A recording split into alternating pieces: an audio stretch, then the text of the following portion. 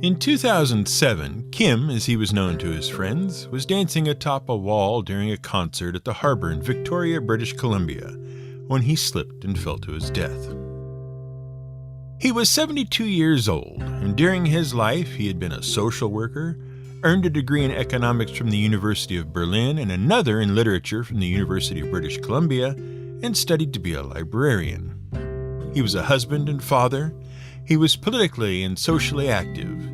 He would eventually be profiled in the New York Times and the Globe and Mail, and even make it into Encyclopedia Britannica's 1969 yearbook. In the late 60s, while living in Vancouver, BC, Kim made a decision. He stopped trying to be a librarian. Instead of the normal quiet life he had been working towards, he decided to devote his time to mocking the four pillars of society: money, status, respectability, and conformity, while spreading joy and confusion to anyone who would watch and listen. This quickly put him at loggerheads with the mayor of Vancouver at the time, Tom Campbell. Campbell wasn't a particularly warm man. He seemed stodgy and stiff, almost the perfect poster boy for the establishment that the counterculture of the late 60s was fighting against, the perfect target for Kim's particular brand of ire. Kim would show up at City Hall dancing and capering in the halls. He tried to get Mayor Campbell to wear a funny hat during one council meeting before being thrown out. And he showed up at a school board meeting to declare that education was a waste of time and they should lock all the school doors forever. It wasn't long before the mayor and council were tired of Kim and his antics. While the youth and disenfranchised of the city loved him, the city fathers certainly did not.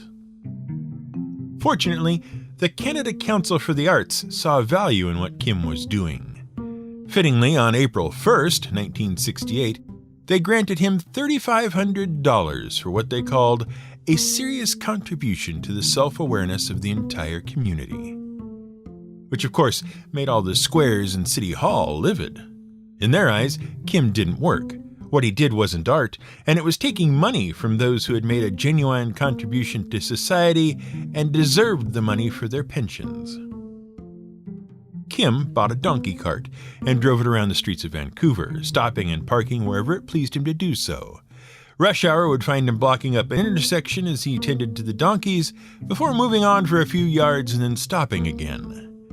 Sometimes he would go to City Hall and park on the lawn, and famously, when he was brought before the judge for disturbing the peace with his donkey, the judge said, "Sir, your donkey is polluting my city."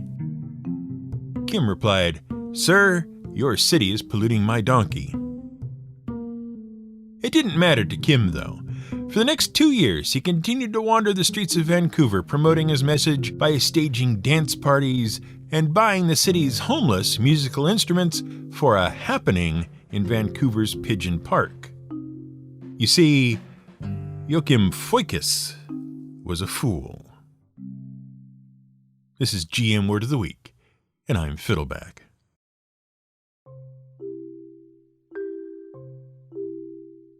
Throughout the medieval and Renaissance period, it was common practice for noblemen, kings, and queens to enjoy the services of a jester or fool. They both served the same role at court, to entertain, amuse, or distract their employer. Same role, two different names. And as you may recall from our Bard episode long ago, there was another kind of jester as well, which roamed the countryside entertaining the commoners. But as we've already dealt with them, let's focus on the court jester. Well, to be honest, while we can say we're just going to deal with a court jester, right out of the gate we have to mention that a whole bunch of other names also apply to the same role.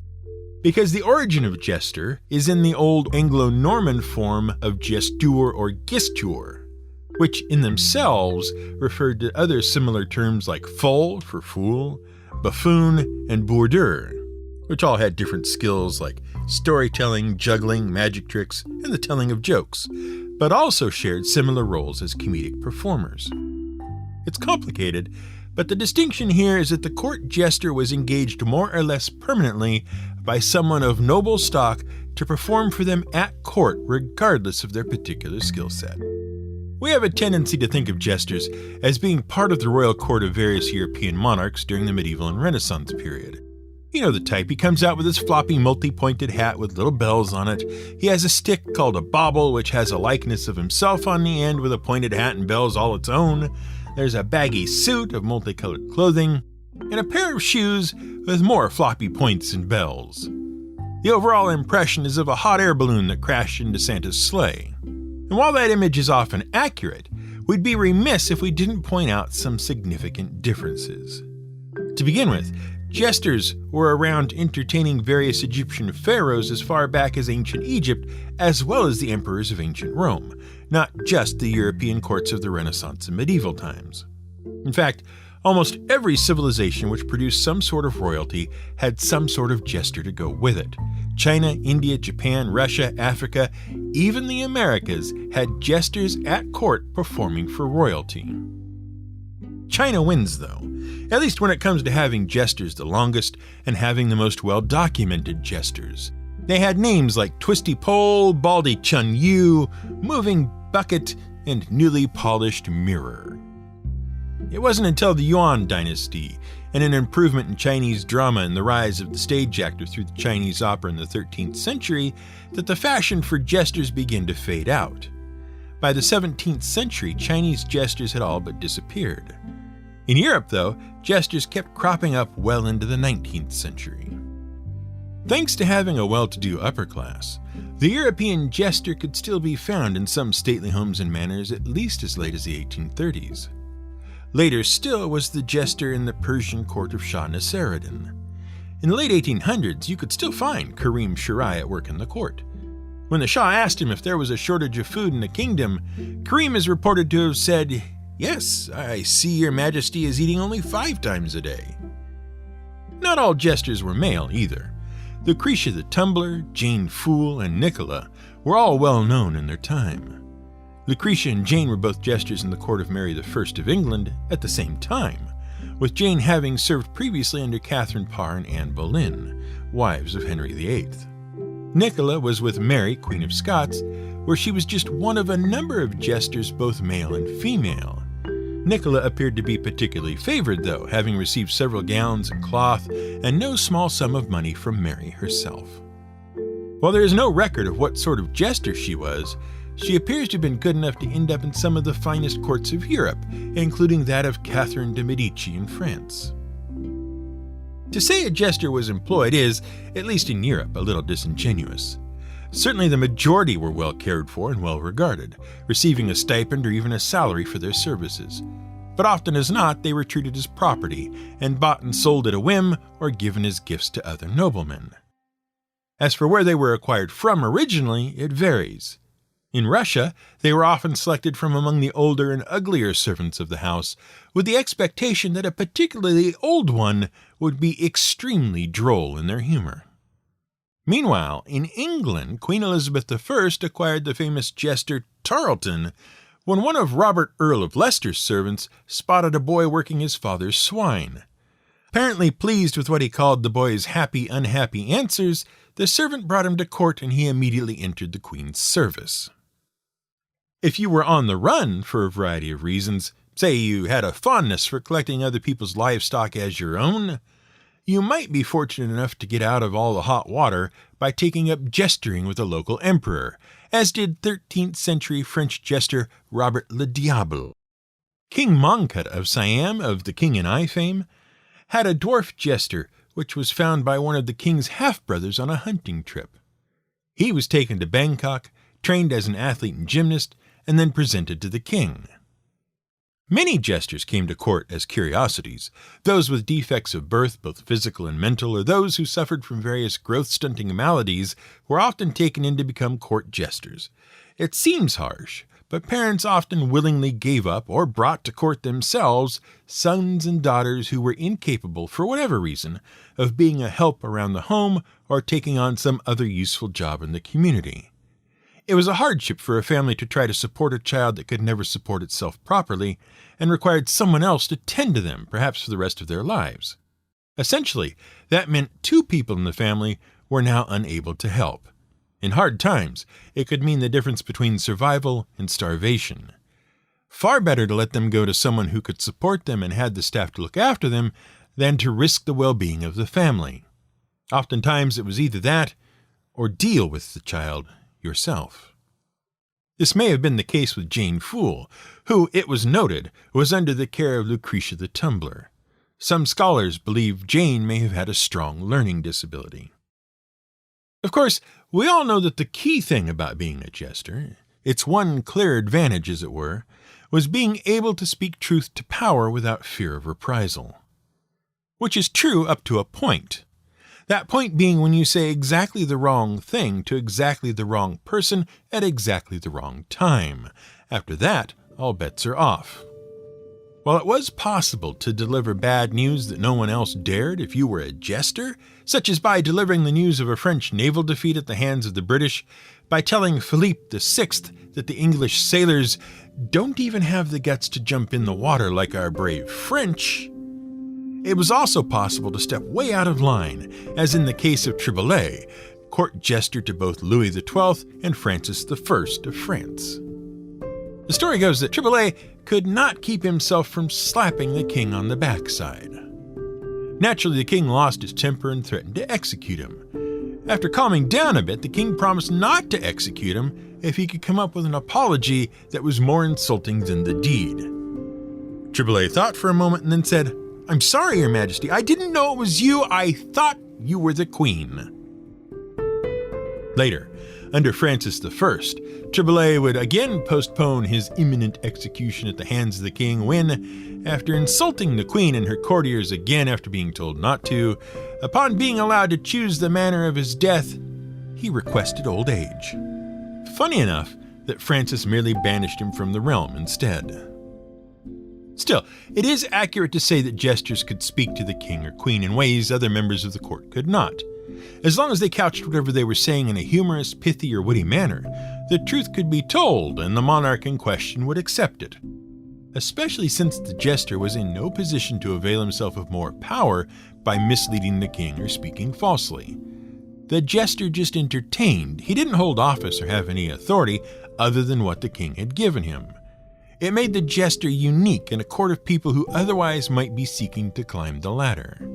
As Beatrice K. Otto notes in her book Fools Are Everywhere, the Court Jester Around the World, we have seen numerous examples of a jester advising or correcting his monarch, and the recorded instances are particularly abundant in China. Chinese records give us an idea of just how effective a jester could be in tempering the ruler's excesses, for the occasions when his words of warning were either ignored or punished are heavily outnumbered by those when he was heeded and even rewarded. It is in the nature of jesters to speak their minds when the mood takes them, regardless of the consequences. They are neither calculating nor circumspect, and this may account for the foolishness often ascribed to them. Jesters are also generally of inferior social and political status and are rarely in a position, and rarely inclined, to pose a power threat. They have little to gain by caution and little to lose by candor, apart from liberty, livelihood, and occasionally even life, which hardly seems to have been a deterrent. They are peripheral to the game of politics, and this can reassure a king that their words are unlikely to be geared to their own advancement. Jesters are not noted for flattery or fawning. The ruler can be isolated from his courtiers and ministers, who might conspire against him. The jester, too, can be an isolated and peripheral figure, somehow detached from the intrigues of the court, and this enables him to act as a kind of confidant. The life of a jester was not all fun and laughs, though. While many jesters would eventually retire in office and some were banished from court for one liberty too many, others went on to have more adventure than they might have wished. Take the case of Sir Geoffrey Hudson. Born in 1619, he was the court dwarf to English Queen Henrietta Maria of France. Reportedly, he was very small, about 18 inches tall, yet properly proportioned. In 1626, he was presented to the Duchess of Buckingham and joined her household. When the Duke and Duchess entertained King Charles I a few months later, a pie containing Hudson was placed before Queen Henrietta. He arose from it fully dressed in a tiny suit of armor, and the Queen was so delighted that Hudson joined the Queen's retinue and became a member of the household from then on. There he joined up with another member of the household, himself a curiosity, the giant Welsh porter William Evans. Evans would pull Hudson from his pocket along with a loaf of bread, and the tiny Hudson would proceed to make a sandwich. Eventually, Geoffrey would go on to become both witty and courtly and distinguish himself for other things besides his size. When Hudson was 10 years old, he, along with other members of court, went to France to secure a midwife for the Queen's first pregnancy. On the return trip, the ship was captured by Dunkirk pirates. The pirates plundered the ship but released the crew and the court returned to England. 10 years later, at age 20, Hudson found himself and the rest of the royal house on the verge of the English Civil War. The Queen took Hudson with her to the Netherlands, where she attempted to raise money and support, failed, returned to England, and found the country at war. In what he considered to be a great honor, the Queen appointed him a captain of horse. In 1643, the Queen fled the country to France, as the war showed no sign of ending, and again took Geoffrey with her. Which is where things start going very wrong. At some point, Hudson decides he's tired of being the butt of jokes and curiosity. Naturally, shortly thereafter, someone insults him, and Hudson challenges the offender to a duel. Unfortunately, the offender doesn't take things seriously and arrives at the duel with a 1640s equivalent of a squirt gun, full of water, which we're sure was very helpful when Hudson fatally shot him in the head with an actual gun containing, surprise, real bullets. Since the man Geoffrey has just killed is the brother of William Crofts, head of the Queen's lifeguard and master of horse, some offense was taken, and Geoffrey Hudson is sentenced to death. Also, France had outlawed dueling by then, and were none too happy themselves. Fortunately, Queen Henrietta intercedes on his behalf, and the sentence is reduced to exile. He leaves France and heads back to England. As it turns out, though, it might have been kinder to allow him to be executed instead, though no one was to know that just yet. See, in 1644, little Geoffrey Hudson is aboard ship when it is captured by Barbary pirates, so named because they came from the Barbary coast of North Africa, where some barbarians came from. See last week's episode. He spends the next 25 years as a slave of the pirates, laboring away and, being used in other ways. And it isn't until the 1660s that he's heard from again, possibly ransomed and rescued by one of several missions sent from England. He never re-enters royal service again and spends the rest of his life in poverty and eventually in prison for the crime of being Catholic, thanks to Titus Oates and his fake popish plot, which we simply haven't got time to go into. Hudson is finally released in 1860 but dies 2 years later, reasons unknown, buried in an unmarked pauper's grave. By and large, though, it is the Restoration itself which brings about the end of the English tradition of jesters. Charles II never bothers to start it up again, and instead goes to the theatre where he mostly patronizes the work of Thomas Killigrew, English dramatist and theatre manager, who isn't really a jester, but manages to do many of the same things as one. So much so that Samuel Pepys describes Killigrew as the king's jester in his diaries. But we digress. The tradition of the jester is long gone by and large. Today, a similar function is taken up by performers and writers on the stage and on our screens. Satirical plays and movies, stand-up comedians, even cleverly written TV, when and where it can be found, are more than happy to hold the mirror up not just to those in power, but to society as a whole. Of course, half the trick is getting the right people to pay attention and listen, which is never an easy thing, even when you were just playing for the Queen. But at least we don't need jesters to do it anymore. Although, there are jesters still being appointed today. However, they are mostly the other type of jester, the traveling public entertainment type that we said we wouldn't talk about in this episode since we already did them in Bard. In North Wales, they appointed clown, juggler, and entertainer Russell Irwood as the official jester of Conwy in 2015, and 2 people have been appointed Heritage Jester of England since 2004. But let's wind up with the story of the King of Tonga and his royally appointed jester, Jesse Bogdanoff. In 1997, things were very troublesome in Hong Kong, and many of its citizens were looking for a way out and a place to go ahead of the British handover. Enter Tonga, more than happy to sell passports to those looking for a way out, to the tune of $20,000 a pop. Even Ferdinand and Imelda Marcos thought that was a good deal and joined 5,000 other people in buying one. Now, Tonga was not a wealthy country, so those sales represented the bulk of their economy. Fortunately, in 1994, Bank of America sent out one Jesse Bogdanoff to be Tonga's financial investment advisor.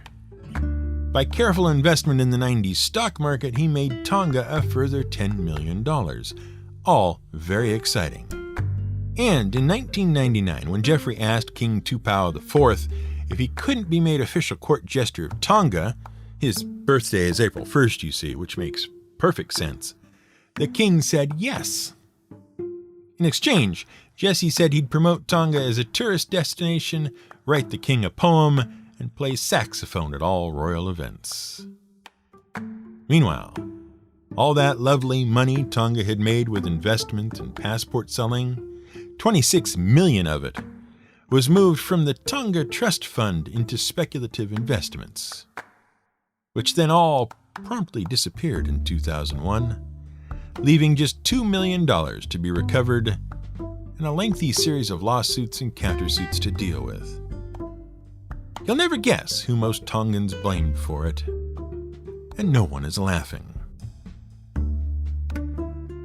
Joachim Foikus, Kim to his friends, had a favorite nursery rhyme he liked to quote to politicians and interviewers. You'll probably recognize it. Humpty Dumpty sat on a wall. Humpty Dumpty had a great fall.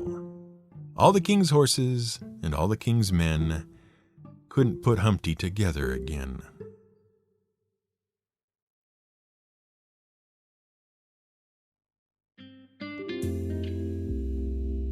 This has been GM Word of the Week. Thanks for listening.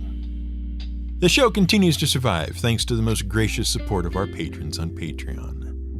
If you'd like to join them, or just pick up the feed for your favorite podcatcher, or even get in touch with the show, head over to our website at gmwordoftheweek.com and check out all the links in our menu there. This episode was researched, written, and produced by Brian Casey.